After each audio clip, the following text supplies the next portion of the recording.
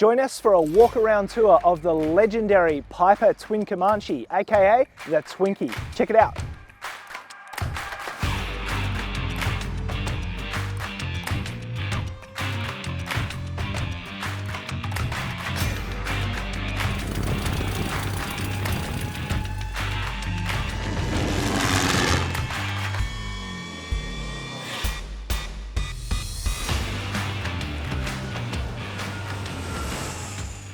We're down here at Goolwa Airport in South Australia for a look at one of the most unique aircraft we've had on the channel to date. Now, we've had some pretty oddball aircraft from time to time, the 337, the Carbon Cub. We've even had a look inside a Baby Baron, but this one is pretty cool. I reckon it's worth a look. It's a 1965 Piper Twin Comanche. This is the aircraft that made Piper a household name in the multi-engine piston market. The Twin Comanche was built to outperform the Bonanzas of the day. Now, it didn't quite get there, but what it produced was this gorgeous airframe that we're going to have a look at today.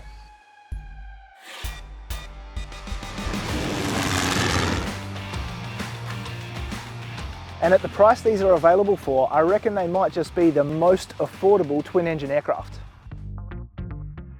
So we have to start the story with this sleek and sexy laminar wing rocket, which was the Piper Comanche, the original Piper Comanche. So right out of the gate, the Piper Comanche was notable for having this gorgeous wraparound single piece windshield, these squared off side windows and streamlined tip tanks. This aircraft was a big departure from what Piper was producing at the time. They were producing these big, sturdy aircraft, and they needed something to compete with the Beechcraft Bonanza of the time, and thus the Piper Comanche was born. Anyway, that's enough about the single. In the 1960s, Piper wanted to produce a twin Comanche. So what they did was they contracted with engineer Ed Swearingen. And yes, he's the guy who created the aircraft known to pilots all around the world as the Death Pencil. That would be the Swearingen Metroliner. So Ed was tasked with bolting a second engine to the PA-24 to produce the Twin Comanche. And thus in 1961, the PA-30 Twin Comanche rolled out of the San Antonio, Texas factory. Developed to replace the by now pretty long in the tooth Piper Apache, which was an aircraft that was somewhat bulbous looking and enormously underpowered. That was at least until they figured out they could put a pair of 540s into the same airframe, and we had the Aztec. Thanks to Swearingen, the PA-30 rolled out of the Piper Lock Haven factory. And the world was gifted a twin that could not only lift more than the later and more advanced Seminole, but it was also faster, and impressively, it did all that with less horsepower. So the Twinkie, as they're affectionately known, has a 9.5-inch longer wingspan than the original Comanche, and they're good for 165 knots at about 65 litres an hour. Devastatingly, in 1972, the Lock Haven, Pennsylvania factory was destroyed by a flood, and all the original stampings and castings for the Comanche were completely destroyed, thus ending the production run of the Comanche and Twin Comanche. And now onto our aircraft. This is Mike Echo Golf, a 1965 Piper Twin Comanche. Up the front, we've got two plucky little IO320s, the same as you'd find in any Cherokee or 172. They're known, of course, for their sturdiness and for their reliability. These engines produced 160 horsepower a side, and together with these two-bladed Hartzell propellers, they combined to give the Piper Twin Comanche a 165 knot TAS, which was pretty impressive with 160 horses a side. That ensured it could keep up with the lower horsepower twins of the day, namely the Beech Travel Air and the Grumman Cougar. If you look closely at the propellers, you'll notice something unusual in that both the propellers are the same, meaning we don't have counter-rotating engines on this aircraft. And that means that, of course, when you lose an engine, you do have a critical engine. The ultimate version of the Piper Twin Comanche was the PA-39. It was the only Twin Comanche to have contra-rotating propellers. What that means, of course, is it eliminates the critical engine problem, but maintenance costs were a little bit higher because parts weren't interchangeable. So this aircraft had to be sleek and it had to be stylish because it was produced to compete with the Beechcraft Bonanza. So that meant that the fuselage had to have a nice design, and as you can see, it's pretty nice, right? And I love the design of these squared off windows. It makes it look super retro nowadays, but I bet it was really modern when it was produced. And this one, Mike Echo Golf, has this beautiful red paint scheme, which of course, we all know red goes faster. And these slender little engine nacelles sit well forward, meaning the pilots sit behind. So these aircraft had a laminar wing airflow and these cool tip tanks. Unfortunately, the laminar wing airflow meant that they stall more aggressively.